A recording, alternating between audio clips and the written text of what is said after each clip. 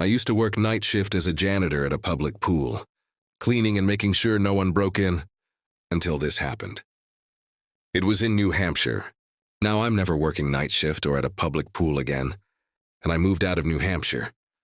I now live in Texas, so when I was 26 about 2 years ago, it was the beginning of my shift, which started at 7:30 when the pool closed and ended when the pool opened at 6 a.m. I hated that, because I had to work 10.5 hours each shift.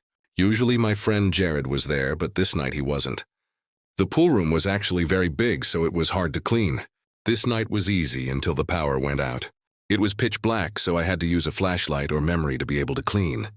There was a huge pool, a big hot tub, a snack bar, bathrooms, a few trash cans around, towels, pool chairs, and, for some reason, a lot of empty space.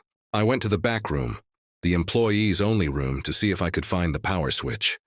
Even with a flashlight, but I still couldn't. Then I remembered there was also one outside. I walked outside.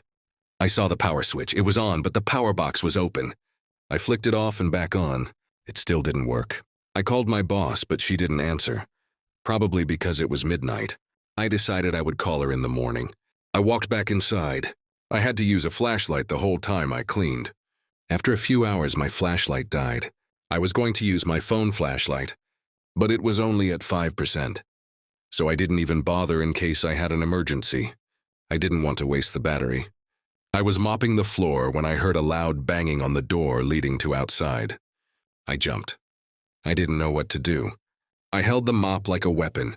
I was only a 26-year-old girl, so it wasn't like I was a professional fighter or anything. I hid behind the wall where the other part of the room was, with the towels and pool chairs. I was shaking. The banging stopped, but I heard footsteps walking around the building since the walls were so thin. I held my breath so they didn't think anybody was there. Then I realized I forgot to lock the door after I was done looking at the power box. I wondered why they didn't try opening it. I told myself maybe it was just a teenager trying to scare me. But then I heard them walk back toward the door. Then I heard the handle turn. They opened it. I grabbed my phone to call the police, but my phone was dead. I waited about 10 minutes before quietly crawling to the edge of the wall separating the chairs and towels from the rest of the pool room. I looked around the wall. No one was there, just an open door. I got up and tiptoed to the door. I gently closed it in case someone was still there so they wouldn't hear me. After shutting the door, I tiptoed back behind the wall. I looked around it once more to see if I saw anyone. I didn't. So against my better judgment, I got up and walked into the main part of the building where you would check in to be able to use the pool, to see if anybody was there. I didn't. It was hard because the power was still out, so I had to just see if I could make out any silhouette. But no, nothing. I walked back into the pool room. Since my phone was dead and there was no power, I didn't know what time it was, so I just assumed it was around 2 a.m., only 4 hours until my shift was over. I grabbed my keys and ran to my car. I went to a nearby gas station to see what time.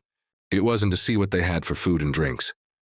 When I asked what time it was, the cashier seemed very confused and asked if I had a phone. I laughed and told him my phone was dead and where I worked was out of power. After I told him that, he didn't seem as confused. I didn't leave with much because at 3 a.m. they didn't have much for some reason. I had a really bad feeling about going back inside the pool room, but I did anyway. Everything seemed a little off, like someone had been in there while I was gone and maybe they hadn't left. I felt really uncomfortable the whole time I was there. I left to see if I felt better. I did. But when I came back, I felt uneasy again. I still worked the rest of my shift. Before I left, just to make sure, I checked the vents. Still nothing. I didn't feel right about just leaving knowing someone was still there, but I did anyway. On my way back to my house, I stopped for a coffee at Starbucks because I was too scared to sleep after what happened at work. The next morning I called and told my boss that the power was out. She said she would call the power company. She called me back about an hour later and told me the soonest they could come was in a week. I frowned when I heard that. I knew I would have to clean in the dark again. I charged my flashlight before I went to work. But when I arrived, I noticed I forgot it at my house. My phone was also only at 20%, so I didn't use it because I didn't want to drain the rest of the battery in case somebody broke in again.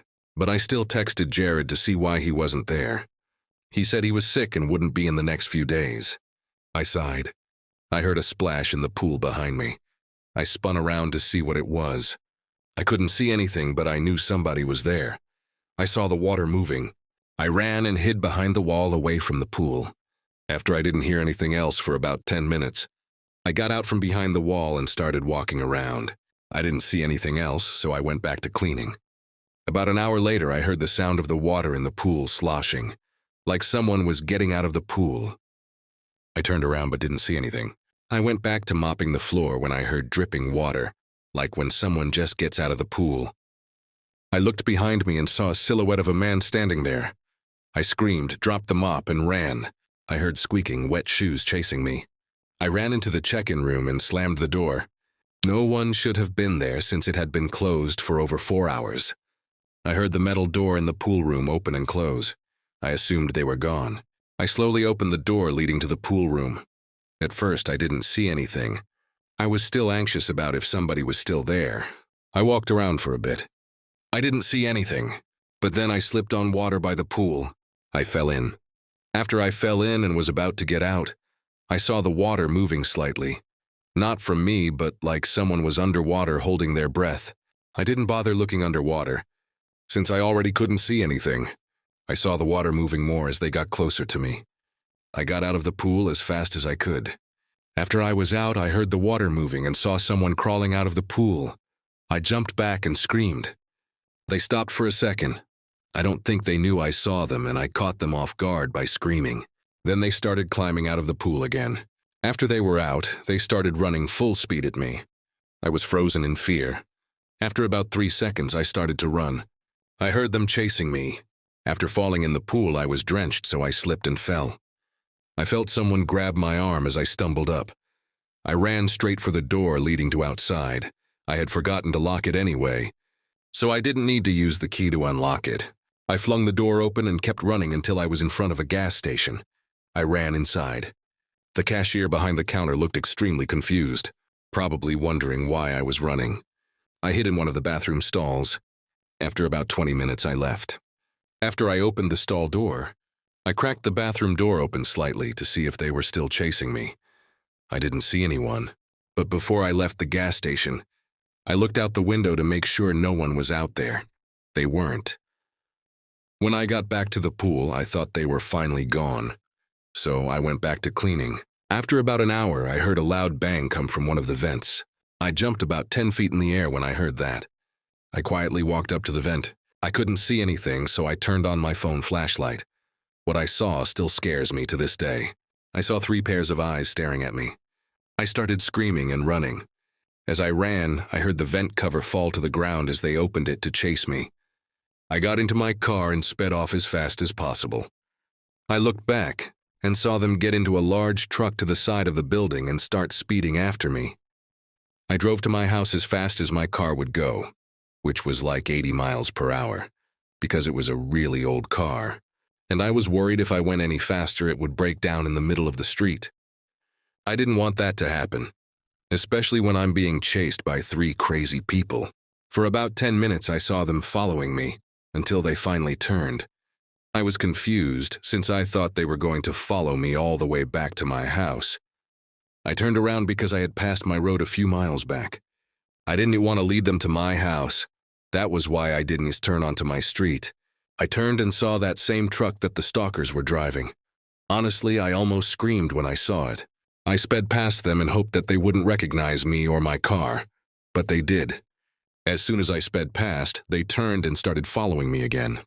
I knew my family would be asleep at 6 a.m., so instead I called Jared. He didn't answer until the 5th call.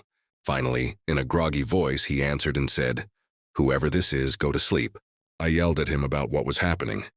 That seemed to wake him up more. He asked if he should call the police. I told him yes. He hung up and called them. I was still being followed. That's when I remembered I had never told him my location. I kept turning onto different side roads, hoping I could lose them. But they still followed me every turn. I tapped my phone trying to turn it on. It didn't. I realized it was out of battery. I then turned onto a road leading back into town. I drove into the police station parking lot. I saw them drive right past, not wanting to stalk me in the parking lot of the police station. I ran inside and immediately told them what was happening. They said they would send people out looking for the vehicle. I nervously walked out to my car. When I got back to my house, as I got out of my car, I felt the feeling of being watched. I looked around. At first I didn't see anything. But when I looked to the right of my house, I saw a silhouette of a man standing in front of my window. It took me a second to realize what I was seeing. As soon as I did, I screamed and ran inside. I locked my door and ran and hid in my bedroom. I knew I should hide, but curiosity got the best of me, and I got up and looked out my window to see if he was still there. I assumed he wouldn't be, but to my surprise, he was. He was staring up right at me. I jumped back and hid under my bed. I heard tapping at my window, like he was throwing something at it. Because my room was on the second floor, I decided to instead hide downstairs. I crawled under the couch and waited for about an hour. I finally got out. I didn't even want to look out the window, but I did anyway. I didn't see him. But then I started to hear a strange sound coming from the kitchen. I went to investigate. I saw him standing in my kitchen. I spun around to run upstairs to my room. That's when I noticed the back door was wide open. I had forgotten to lock it earlier. When I got up to my bedroom, I locked my door and grabbed my phone. Luckily, I had plugged it in when I got home. I called 911. They came within 5 minutes. I explained to them what happened. They said they would search for him. After about 10 minutes, they came back saying they found him in my backyard behind my shed in one of the bushes. Even after they left, I was still terrified because there were 3 people in the car following me, and the police only found 1. For the next few months, I randomly heard strange sounds at night. I moved out within a year. Don't forget to like, subscribe, and ring the bell if you would enjoy hearing more spine-chilling stories. A new one will be released every Saturday. If you would like me to read one of yours, you can send it to me bitefear@gmail.com.